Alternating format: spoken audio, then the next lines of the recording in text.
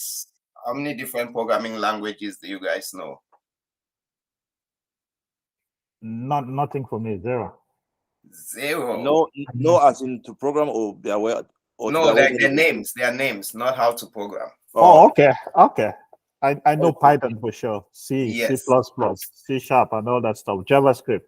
Awesome. So there is this website that I always check. It's called The Importance of Being Earnest. So it's TIOBE, The Importance of Being Earnest. So as you can see, when I type it up, it tells you it's a programming community index. So if you search for it, that's what it will show you. It actually keeps track of all programming languages and tells you how popular they are based on, they have a whole index and so on. So as you can see on here, this is the current status as of April 2023. Python is the most popular. Then you have C, Java, C++, and so on and so forth. And there's so many different languages. They also have an interactive graph. You can see blue is for Python. You see how Python started. Oops. Let's just click on it. It started really low in 2002, and now it's all the way at the top, And it shows you also the different programming languages from the 22nd position all the way down. So I just wanted to share with you all the different programming languages, how they've been changing. Python only started in the 90s, but now it's number one, and so on and so forth. But C has always been number one or number two for the longest time. So that's why Python, again, it's used on C, it's built on C, and so on and so forth. So if for one reason or another you need to catch on with this, you can always check it out here each time. So it shows you also the winners for the past years. You can always see where your focus should be when you're trying to learn these languages. In addition to that, another fun website that I found a long time ago, it's I think it's called Chio. I keep forgetting, but I always search for which programming language should I learn first. Okay, so when I search for that, it takes me to that guy's page, if I can find it. Let's see, Carl.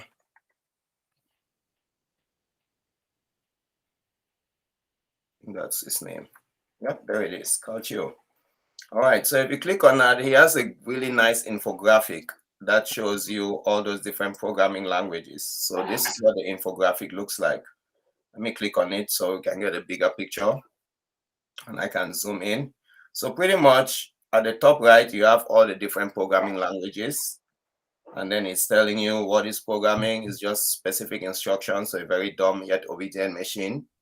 And what you want to do is start right here at the center. It will ask you a simple question: why do you want to program? If you want to program for your kids, go ahead and start with Python. So instead of Python, they're just using the icons. If you don't know, you just want to pick one, go ahead and pick Python. If you want to do it just for fun, then it depends. If you have a brilliant idea or a platform. If you have nothing, then it asks you, how do you prefer to learn things? The easy way, go with Python. The best way, go with Python. The slightly harder way, then you get to decide, do you prefer an automatic car or a manual car? If you prefer an automatic car, go on with Java. Otherwise, C would be your answer. And so on and so forth. So it just paints a good picture. What I also like is at the bottom. I'm not sure if anybody here is familiar with Lord of the Rings. No, just hearing about it. Lord of the Rings is a movie. It's a series, fantasy movie. And all these characters are characters from Lord of the Rings. They are good characters, they are bad characters, they are helpful characters, and so on and so forth. So it just gives you a breakdown, for instance, of Python. Python has a difficulty level of 1/5, so it's very easy. And let's see, I cannot zoom in further in here. And it tells you that, they are like little hobbits. Let me make this bigger. So hobbits are the name of some of the beginners, right?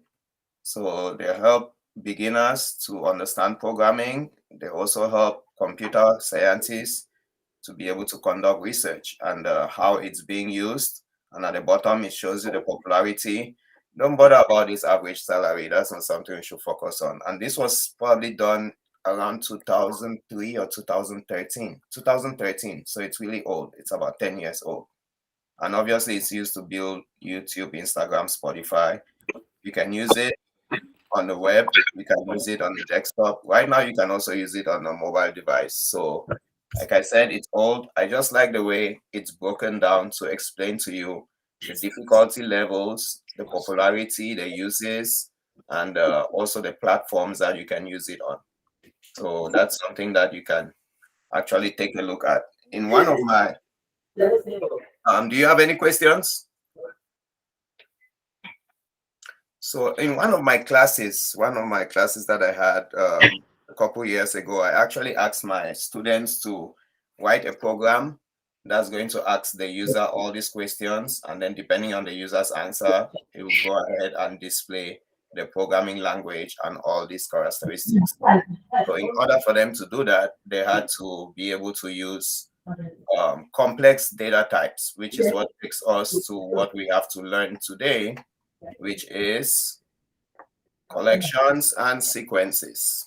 Okay, so once you go through collections and sequences, you should be able to probably write that program as well yourself, and we'll have a lot of fun doing that. I really enjoy it, and it's also a good place for you to study about different programming languages. Sounds good? So without much ado, let's jump into our curriculum for today. We're going to talk about collections and sequences. Okay, let's check it out. So I'll see if I can get this done in 30 minutes, just to talk through it, maybe 45 minutes, and then we take a break, and then we jump into a lot of practice. All right. So data structures, again, is what our focus will be on today, collections and sequences. So what are going to objectives? We'll talk about complex data structures. Actually, what I meant to say here is complex data types. Complex data types, we talked about data types on the first day, but now data types become more complex. We need to put them in data structures. So data structures, definitely, I don't want to say complex data structures. And the two main types, the sequences, which you can see include arrays, lists, and tuples. And we have collections, which are sets and dictionaries. We'll talk about how to create and use them, also manipulate them, and some of the operations, like the functions that each one of these collections, or should I say data structures, do have. So at the end of the day, we will be able to learn about sequences like lists and tuples. We'll also learn about collections like sets and dictionaries. Now, let's go back again to the very beginning. Oops, I think I lost my video here. All right, so let's go back to the very beginning when we started creating variables, right?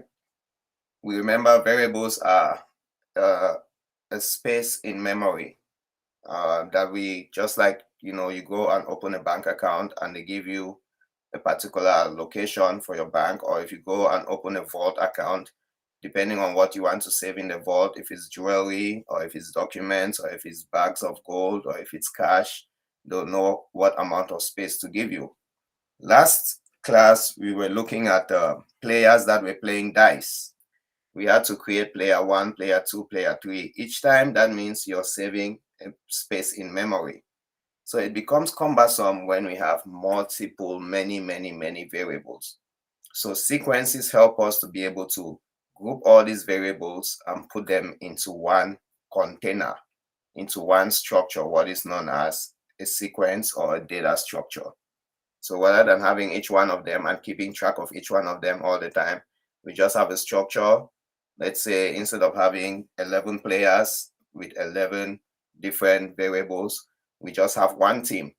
That team has 11 spots for those 11 players, and we just keep track of that one team, and we keep changing the numbers of the players and so on. Does that make sense? So again, sequences, there are three major types. We'll talk about them shortly, but you have arrays. arrays are not built in. Remember how we talked about last class, how we have functions that can be built in or user defined? So arrays are not built in into Python. So if something is not built in, we usually have to import it. So if we have to use arrays, we have to import it. But lists and tuples are built in to our Python. So we'll talk about all of them shortly.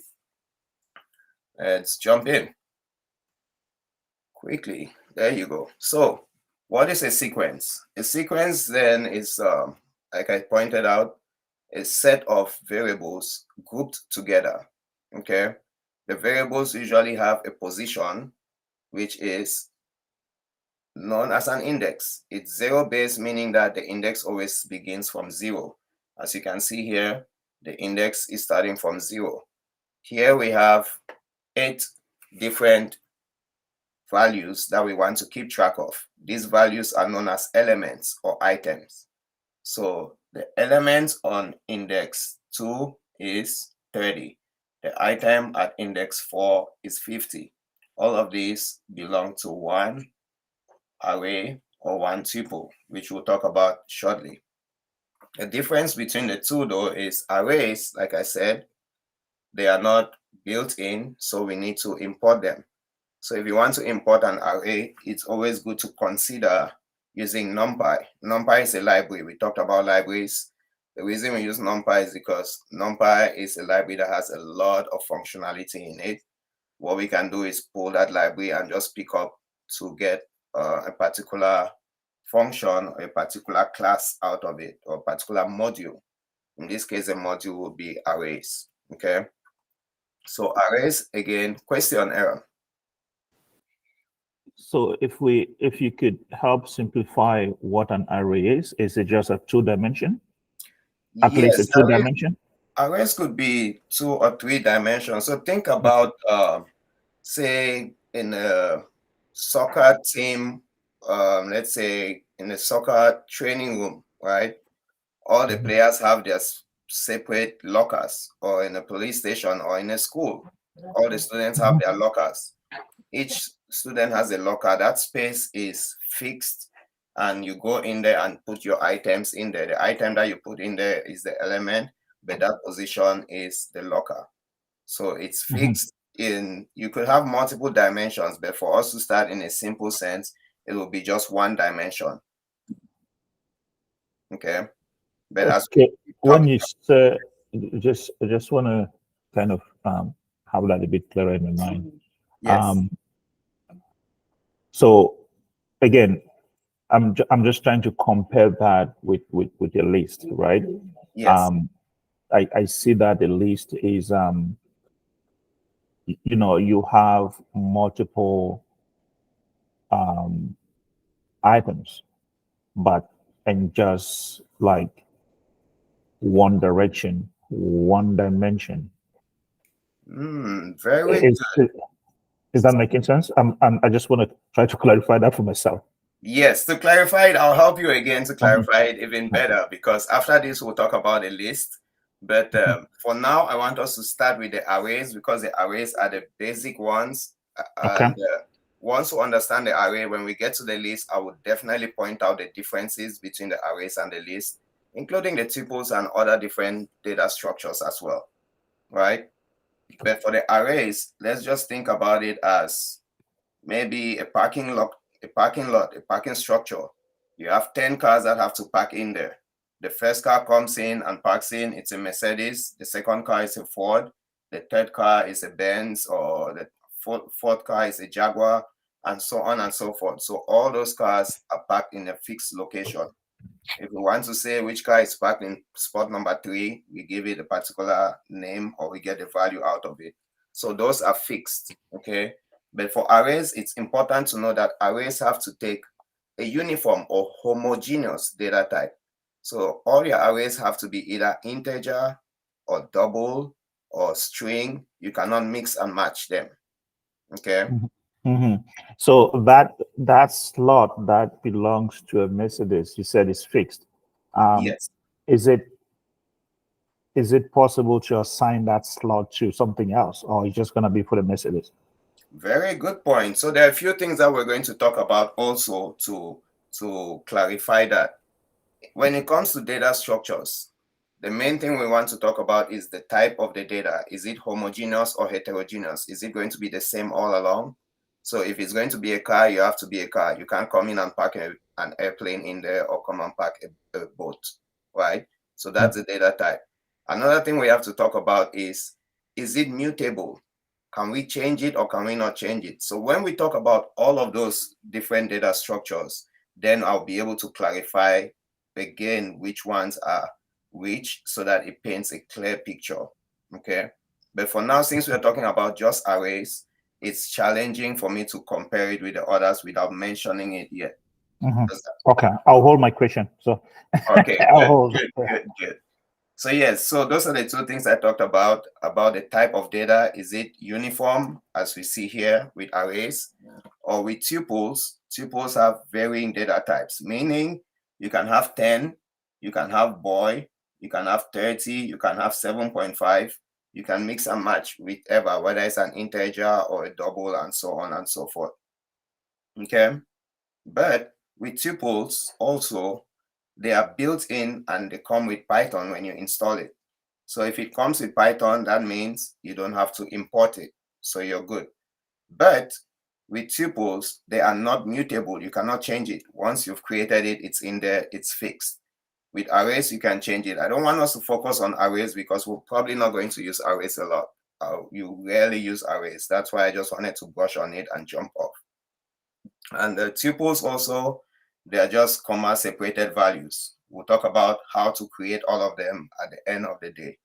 But you can also use tuples to assign multiple variables, which again is something that you will talk about at the end of the day when we get to dictionaries. So one thing to note though is for arrays, since we're not going to talk much about them, this is definitely not very clear. For arrays, when you want to create an array, once you import it, you can import an array. When you want to create it, you need to specify the type of information you want to put in there. If you're creating an array, do you want to put in integer or do you want to put in string? Do you want to put in float? Do you want to put in double? So you have to do that in the creation. So I'm not going to talk much about that now, but we can practice some of it later on when we come back after our break.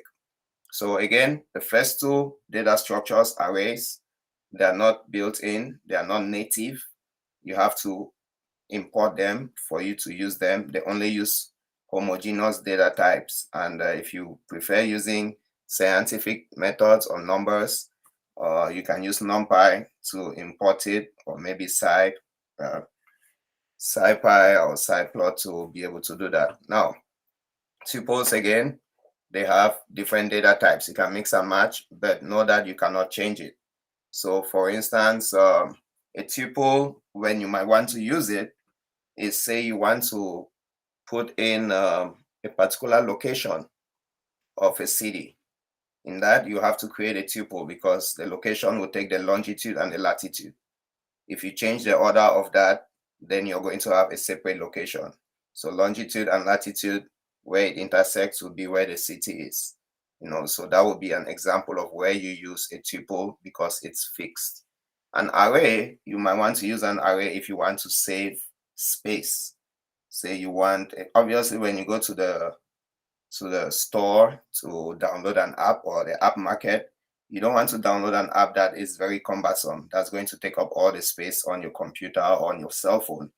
So when, as a developer, you want to manage the size of your application to make it efficient and more performant, then use an array if you don't really need to use a list. Otherwise, you should definitely use a list. What is a list? A list, again, similar to those tuples. The main difference is a list, unlike a tuple, is mutable. You can change it. Everything else is the same as a tuple. So if you don't need something that's fixed, like the location of a city, then you might want to make sure that you get a list. It's mutable. You can use varying data types. That's totally fine.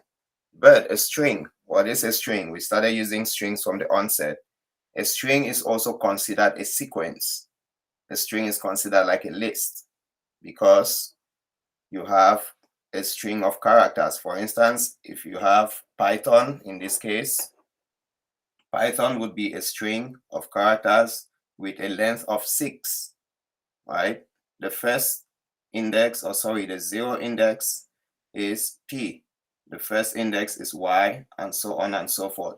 But also know that you can count indices backwards, okay? For every sequence or set, you can also count the indices backwards. For instance, -1 would represent the last item. -2 would represent the last but one item, and so on and so forth. So strings, again, are very, very powerful in Python. Next week, our next class, we're going to talk only about strings. Why is that? Because strings have many functions that we can use them, and strings are things that you use a lot. If you're going to be looking at text files, or if you're going to be looking at a lot of data, you need all those functions in strings. But remember that a string is a list. So everything that you can do with a list, you can do with a string, except for the part that the strings are not mutable. So if the string says it's Python, you cannot go in and say, change the very first element or the 0 index, change it from P to C. It's going to give you an error and say this is immutable. So what you need to do is create a new string altogether that has that different value in the first index. Does that make sense to everyone? So if you have a list of strings, can I say that? No. Yes. A sequence of strings. Okay, I don't know what you use, but I guess you know where I'm coming from. Yes. If you have Python, comma, C++, comma, JavaScript, comma, C, comma, can you switch the indexes?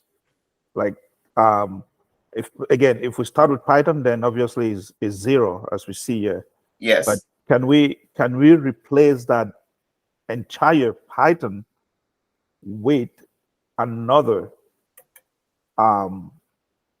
string, like replacing it with maybe SQL or something? Definitely. So in that case, you're looking at a string as an element. You're not looking at the string as the entire list. So every element in your list, you can change it. That's why lists are mutable. Does that make sense?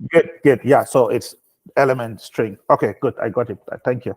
Excellent. Excellent. So yes, in this case, P is the element, but instead of Python, if you had in place of P, you have Python. In place of Y, you had 23. In place of T, you had SQL.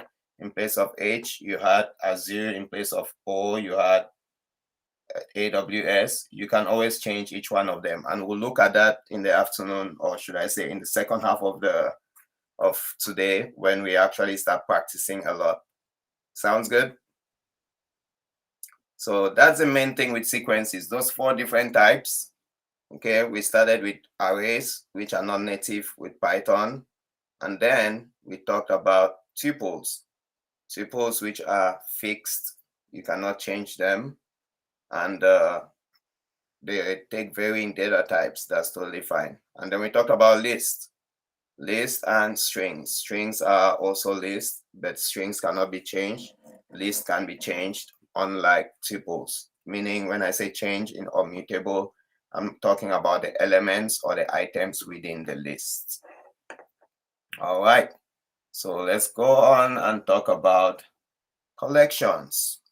So what are collections? Collections, again, the 2 different types are sets and dictionaries. When we talk about sets, think about union, intersection, and so on and so forth. Those different things that we do with sets that we're already aware of. With sets, we want our items to be unique. So you cannot repeat items within a set. Also, it's unordered. It doesn't really care about the order of the items, but the sets, you can always make changes to them. Okay. So a good use for a set is if you want to find out what are the unique elements in a list. then you can convert your list to a set and then check what the size of the set is. Okay. Also, we have dictionaries. Dictionaries, just like the dictionary in real life, dictionaries have words and descriptions. But in a dictionary of Python, you have keys and values. The keys can be of any data type. The key does not always have to be an integer, because when we think about sequences, the keys were always integers, which are in other words known as indices or index. But in this case, your key can be a string, a key can be a double, or it can also be an integer. But when we talk about tuples, tuples again are immutable. Tuples can be used as key values in your dictionaries, because once you have your key, you don't want to go ahead and change your key. Does that make sense? So again, at the end of the day, as I promised, I hope this table helps you to clarify what the differences are.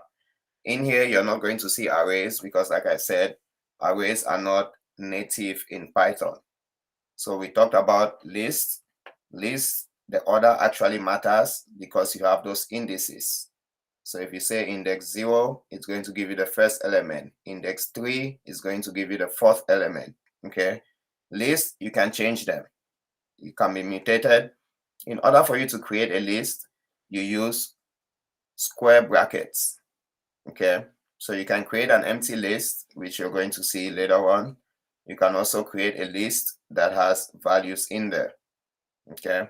So an example of a list, as you can see here, this list has values of different data types. It has 5.7, which is a float. It has 4, which is an integer. It has yes. In this case, yes is in quotes, so it's a string. And it has 5.7 again. These two values are repeated, so it's not a set. If you want to change this into a set, we're going to go to the third line. You see that the set, the order doesn't really matter. We can change it. To create a set, we need curly braces. Curly braces. And we can also use the set keyword to create one, because when you use curly braces to create a set and you don't give it a value in there, it's going to automatically think you're creating a dictionary. The dictionary also uses curly braces. The dictionary does not care about the order because it does not use numbers. It uses keys. You can change the values of the dictionary, but you cannot really change the keys. Okay, so you can create a dictionary in this format. For instance, you might want to keep track of a particular number for a number of items or number of orders, maybe for each month. Then you can use the name of the month as a key. For June, you had 75 sales. For July, you had 89 sales. And since it's mutable, you can keep adding months and adding months. Or if you made a mistake, instead of 75, it was 25, you can come back and change this to 25. So that's how you create a dictionary or make changes to a dictionary. We are going to practice a lot of this hands-on once we are done with just reviewing the concept. So tuples again, we're not going to talk much about it, but they are ordered. You cannot make changes to tuples. To create a tuple, you need parentheses, or you can use the tuple keyword. All right. As you can see in here, the tuple looks exactly like the list, except you're using parentheses instead of square brackets. And with those parentheses, you cannot make any changes to this tuple. If you need to make changes, you have to create a new one altogether. Does this make sense?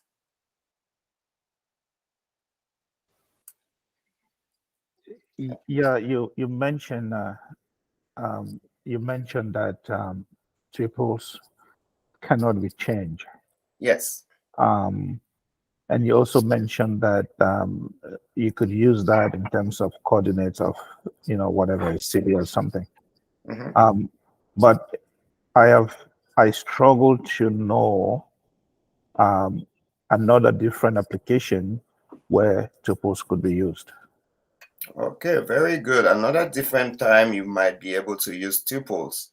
One thing is that I can think on top of my head is social security numbers. If you're saving social security numbers of people of say candidates or employees or people's, you definitely don't want them to come tomorrow and change their social security number, right? So once it's in there, it's fixed and it cannot be changed. Does that help? Can you add to tuples? Unfortunately, no. So let's go ahead and let me try opening an example here. Let's see if I can switch over to create a new folder and call that. Nope, that's not where I want to create it. This is where I want to create it. Basics. And I'm coming to you shortly, Fabian. Let's see if we can figure out this one. So let's say tuples.py. So to create a tuple again, let me make this bigger. We said we needed to use those curly braces, right? Oh, sorry, those brackets. So let's go ahead and say tuple 1 is equal to 1, 2, 3, S.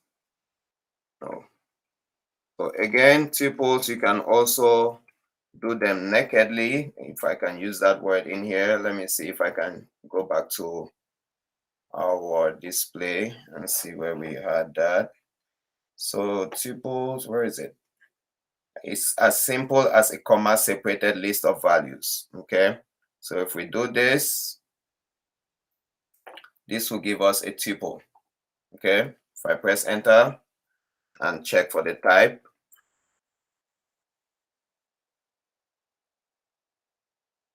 it's going to print that out for me. So let's print it.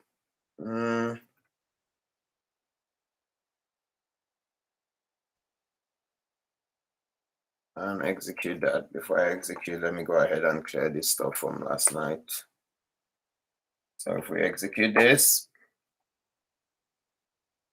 that tells us that it's of class tuple. Okay. Another way we could have done that is, let's say, use the same thing. Oh, I always do that. Use the wrong key for copying. Let's call this number 2. And I'm going to use parentheses. Let me just go ahead and change the order here.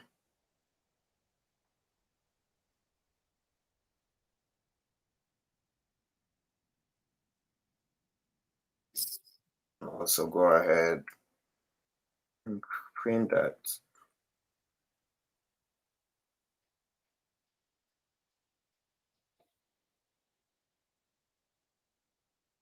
So tuple 2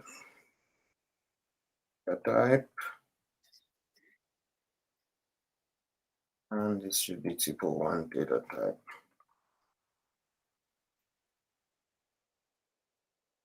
Wow.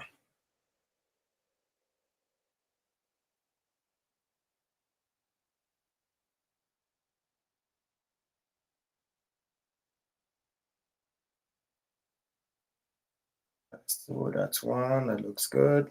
So let's execute that. It tells us both of them are tuples.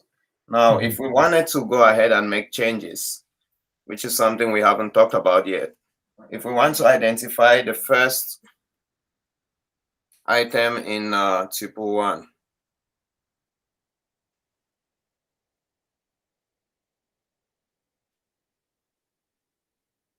what we need to do is we'll type in tuple 1, and then we use that index. Okay. Is everybody okay with me? So the first index is 0, and then we can also do the same for tuple 2.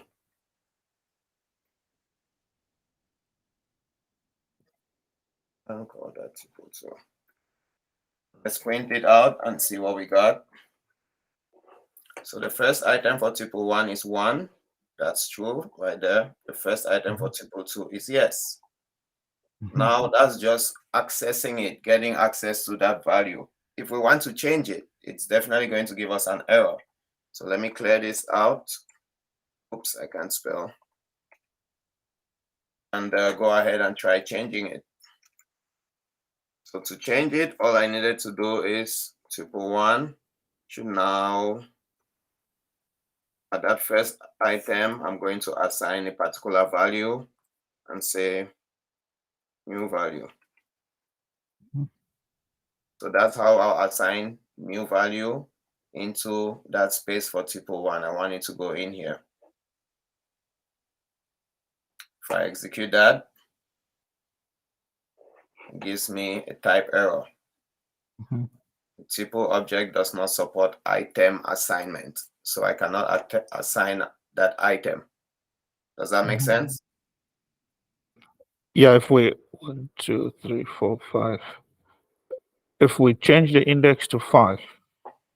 Okay, so if we change the index to 5 in terms of adding it, Yes. so let's go ahead and execute that.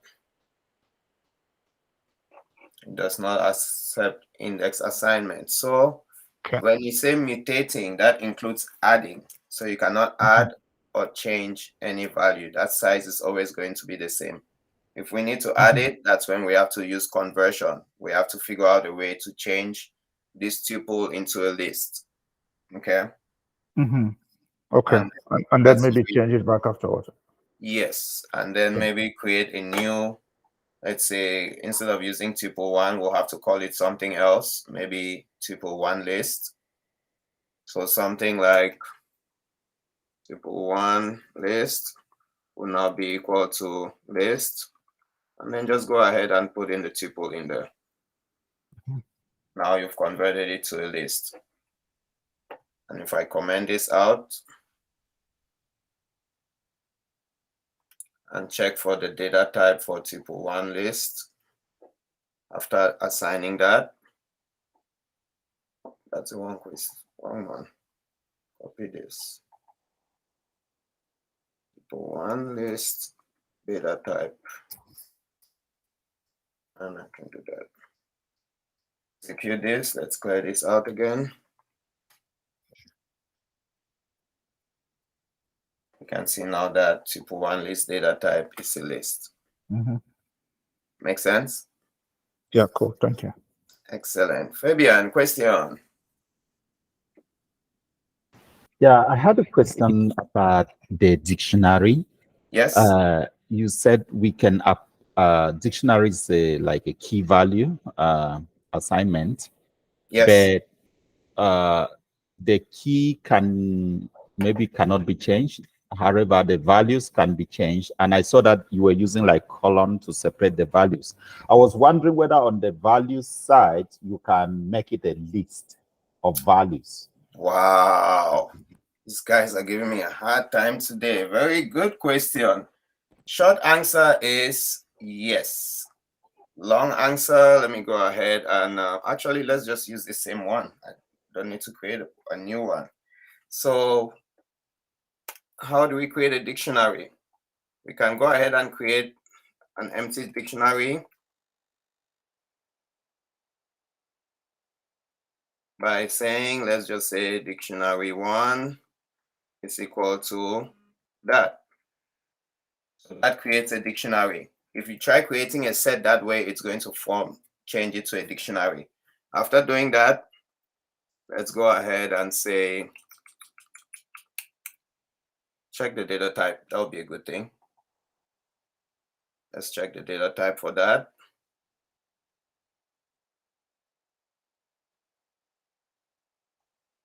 And execute our code again.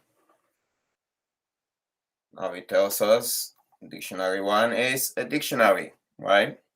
Now we want to go ahead and assign values to it. So we can go ahead and say dictionary 1 and give it a particular assignment. Let's say give it a key. In this case, I think that's something that we should do later on this afternoon. And let's say tuple 1, assign it a value 1. Expression cannot be assigned target, blah, blah, blah, blah, blah. Sorry. Don't know why I always do that. So again, you want to use square brackets. Okay. Just like we use square brackets in this one that I commented. Okay. So square brackets is used to get the particular position. In this case, the position is not necessarily a number. It could be any data type. Okay. So here I'm saying tuple 1 should be assigned tuple 1. So if I do that and then print the dictionary and go ahead and see what it looks like. Let's execute that. Let's clear this out first. Oopsie. 5 fingers today. Clear that out. You can see now that tuple 1 list is a list, as we can see here. And then we printed dictionary 1 data type. The data type is a dictionary. We went ahead and said our key should be tuple 1 and the value should be the value of tuple 1. So here we have tuple 1 as a key. The value is that tuple. So you can make it as complicated as you want. In this case, it's a tuple. We can go ahead and also add a list in there, right? So if we went ahead and say dictionary 1, and let's give it 1. Let the key be 1 in this case. And the value should be 1 list. So now I've added 2 values. Let me go ahead and comment those.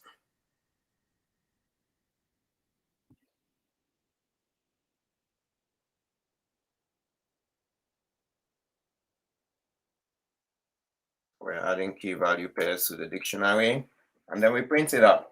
So let's execute that. Should probably clear it so we have more space. If we execute it, everything else from the beginning is going to print out. Now we have a dictionary. The first key is tuple 1. That is the value. The second key is 1. That is the value. So you can get as complicated as you want, or you can keep it just simple and just have player 1, the value, player 2, the value. Make sense? Makes sense. That answers my question perfectly well. Yeah. Sweet. Any other questions? So I have a question for you guys. Is anybody here familiar with, let me switch back to that. Is anybody here familiar with JSON? Yes. I heard of it last week. Excellent. Tell me, what do you know about JSON? I use it for cloud formation templates, both YAML and JSON. There you go. Yeah. So JSON is pretty much a dictionary. That's what we're just looking at here. Okay. So what we have done here is an example of JSON. Let me say JSON example and see if we can. So yep, there we are. So in here, this is a dictionary. The key of that dictionary is glossary. Within that dictionary, you have a nested dictionary. In this nested dictionary, you have another key that is title. The value is example glossary. Another one that is close division, and so on and so forth. So once we exercise, we do a few more exercises of this of our code, we'll be able to look at a lot of examples, and you'll be able to understand clearly where we come from when we talk about JSON. So it's very powerful. We'll get to learn a lot about it. Like I said, you also get to use it quite a bit. Oops, I'm going somewhere else. I need to put this in a different location, but it's not being nice to me. All right. So what other questions do you have?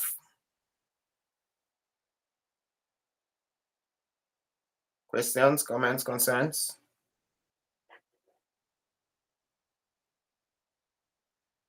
No questions. So we're almost at the top of the hour. Okay. We've been able to go through everything so far that I've intended to do this morning. And when we come back after collections, now it's our break time. It's always better for us to get something flat rather than nested, and parse is always better than dense. So I'll give you 10 minutes break. When we come back from our break, we're going to practice. We're going to create lists. Good thing we've already done some tuple stuff. We're going to create lists. We're going to use lists. We're going to manipulate with lists. And then we'll also do the same thing with dictionaries. I know we prematurely jumped into dictionaries, but we'll do a little bit of introduction again into dictionaries, manipulate with them a little bit. And if time permits, I'll be able to introduce to you matplotlib. Is anybody familiar with matplotlib? No, I'm not. Okay, so it's a visualization library. It's a plotting library for Python programming language, right? So yeah, I'm looking forward to that. I've heard of it. I have no clue. Yeah, so what my intention is, since we're going to be talking about lists and dictionaries, we can probably see how we can use lists to maybe hold data and then plot it using another library that will just import and then execute it. Now that we understand how lists are, maybe you can use lists to hold the information of your orders or your months, and then hold information for your sales, and then plot a bar chart. Or you can also use it to hold a bunch of other different types of information and have some kind of visualization, maybe even a line chart, depending on what type of visualization you're looking at. Sounds good? Yeah, I'm looking forward to that. I use a lot of Power BI, so Yes, I want to see how definitely. So yeah, now you get to see the difference, advantage and disadvantage of Python and Power BI. You see how flexible you can make your things using Python, but Power BI, you're only, limited to using the GUI, the graphical user interface, to make your changes. Excellent. All right, so let me go ahead and put 10 minutes on the timer. And when we come back, we're going to do a few practices. Sounds good? Yeah, thank you. Excellent. Minute timer, if I can spell. There you go. Excellent. Let's see if we can get some background music going too.